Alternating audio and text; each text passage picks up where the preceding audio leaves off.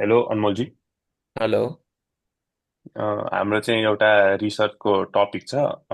त्यसको लागि चाहिँ रेकर्डिङ गर्नुपर्ने छ। त्यसको लागि हजुरबाट कन्सल्ट लिन सक्छु म? सक्छौ सक्छौ। Thank you, Upakar. Further question चाहिँ क्रिस्टिनाले गर्छ। Hi, Anmol. हेलो। Hi, म चाहिँ प्रिस्टिना हो and त्यसपछि like me along with my team members are चाहिँ we are here for our research purpose को लागि. So talking a bit about our background, त्योभन्दा अगाडि like can we do a short introduction? Okay. मेरो नाम चाहिँ अनमोल खरेल, मैले एसबाट बिबिए गरेको। अनि I work in marketing operations र टेकमा पनि। अनि अब चाहिँ म युएस जाँदैछु मेरो मास्टर्स इन बिजनेस एनालिटिक्सको लागि फल 2025मा। Okay, that's nice. And may I ask like what was your major BBA मा bachelor's मा? मेरो स्पेसिफिक मेजर थिएन, जेनरल थियो मेरो चाहिँ। ए okay okay thank you so much for the details so अब हाम्रो चाहिँ यो बिजनेस रिसर्च मेथोडोलोजी प्रोजेक्टको लागि चाहिँ हामी चाहिँ लाइक इच स्टुडेन्ट्सहरूले चाहिँ like they are group of 4 to 5 peoples so we have to work on your research conduct गर्नको लागि सो हामीले चाहिँ हाम्रो टपिक चुज गरेको चाहिँ the influence of quality of life economic growth and career prospects on the migration intentions among graduates in Nepal so since हजुरले पनि bachelor गरिसक्नुभयो so you're planning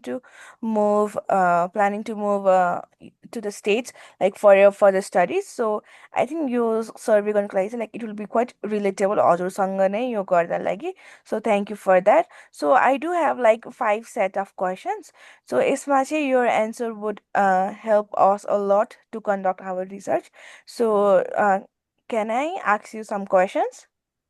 yes sure, go head. Okay, my first question goes, what makes you think about staying in Nepal or going abroad for the future? Firstly the quality of life. अब यहाँ चाहिँ जति नै राम्रो जब पाए पनि, जति नै राम्रो प्याकेज पाए पनि, वर्क बाहिरको क्वालिटी अफ लाइफ खासै छैन। पल्युसनदेखि लिएर सबै कुरा, पोलिटिकल इन्स्टेबिलिटीदेखि, अफिस जाने बेलामा बन्द भइदिएला के भइदिएला, त्यो बाहेकको अरू कुराहरूले पनि, जबभन्दा अरू बाहिरको फ्याक्टरहरूले पनि धेरै कुरा इन्फ्लुएन्स गरेछ मेरो डिसिजनमा चाहिँ। Okay, thank you.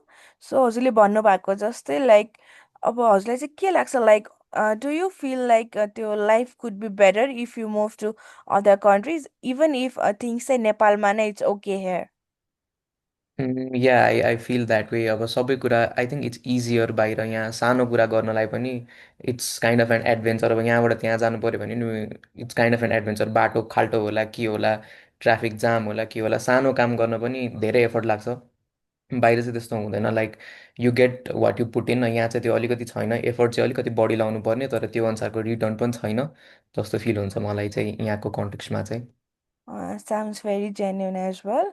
So my third question goes, are the jobs you want available in Nepal or do you feel you need to go abroad to research your career goals? Jobs available छ, तर खोजेको growth र खोजेको आफूले त्यही अनुसारको खोजेको reward चाहिँ अलिकति छैन। जब्स होला तर त्यही अनुसारको प्याकेजेसहरू, कम्पन्सेसन प्याकेजेसहरू छैन, ग्रोथ अपर्च्युनिटी पनि छैन त्यही अनुसारको। अनि yeah I think there is better opportunities elsewhere. Okay. Do you think your political situation or government decisions हरूले चाहिँ it affects your chances of having a good career in Nepal? या अब पोलिटिक्सले हाम्रो बिजनेसेसहरूलाई directly affect गरिरहेछ, so अब हाम्रो जब्सलाई पनि effect पारि नै हाल्छ। यही पोलिटिक्सले गर्दा पनि हो म एउटा रिजन बाहिर जानलाई त्यस्तो इन्क्लाइन्ड भएको। यहाँको धेरै नै अनस्टेबल लाग्यो मलाई, के हो हरेक सेक्टरमा क्वेसन गर्न मिल्ने टाइपको सिचुएसन भएको छ। सो त्यही एउटा रिजन त्यो पनि हो, पोलिटिक्सले गर्दा पनि हो म चाहिँ Yeah, बाहिर जाने it सोचेको। sounds very genuine.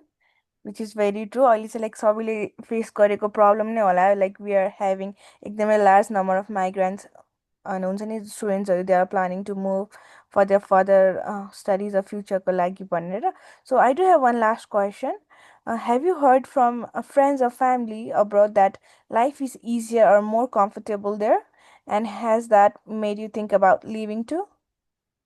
या अब बाहिर पनि गाह्रो त गाह्रै छ भन्छ होइन मान्छेहरूले, तर it's different types of hard के, यहाँ पनि गाह्रो छ वहाँ पनि गाह्रो छ, तर उहाँको गाह्रो अर्कै खालको गाह्रो छ कि you have to work hard होइन, जहाँ पनि काम त गर्नै पर्छ। तर यहाँको गाह्रो चाहिँ हाम्रो सिचुएसनल गाह्रो के, ओभरअल हाम्रो इन्भाइरोमेन्ट नै गाह्रो, काम गर्नलाई नै गाह्रो टाइपको छ हाम्रो यहाँ चाहिँ। अब बाहिर चाहिँ हल्का हसल गर्नुपर्ने स्टुडेन्ट लाइफमा अलिकति गाह्रो हुन्छ, बाहिर चाहिँ त्यो टाइप अफ गाह्रो छ। सो आई मच प्रिफर यहाँको भन्दा बाहिरको hard is something I much prefer. Okay, thank you. Thank you so much for answering all our questions. This really means a lot to us. And thank you for your time as well. Wishing you You're welcome. good luck for your future endeavors.